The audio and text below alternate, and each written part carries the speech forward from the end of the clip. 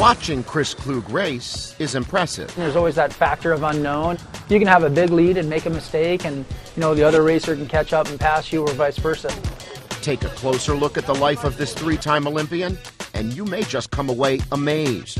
He is a world-class athlete, started snowboarding as a child. His sport is parallel giant slalom, a high-speed man-on-man dash down a mountain course. Whoever crosses the finish line first on the second run advances, and the loser's day is over. But his is a story not only of athletic prowess. It's been a heck of a ride the last almost 30 years now. He's also a survivor. I was diagnosed through a routine physical in the early 90s with a rare liver disease called PSC, primary sclerosing cholangitis. That was pretty shocking news to me. I was healthy and very active and training and playing hard and competing on the snowboarding tour. And so I was pretty convinced they had the wrong guy. Each year I could feel my health kind of deteriorating. And there was times I thought, I might die. He would spend 6 years on a waiting list for a new liver, competing at the '98 Olympics in Nagano, unsure if he'd even survive the illness. In 2000, his condition became critical. And finally, Klug's time came. The liver transplant surgery was about 6 hours, and when I woke up, I literally felt like they dropped a new engine in me. It was a night and day difference. I knew right then and there I was going to make it back to 100%. The promise Klug made on the hospital bed that day took 2 years to fulfill.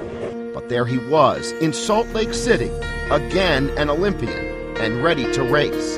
He fought his way back from a fatal illness to a bronze medal. I really feel that I can compete for another medal and would love a different colored one. He was and remains the first and only Olympian to compete after receiving an organ transplant. I'm healthier and stronger than I ever was before my transplant, and I really think anything's possible.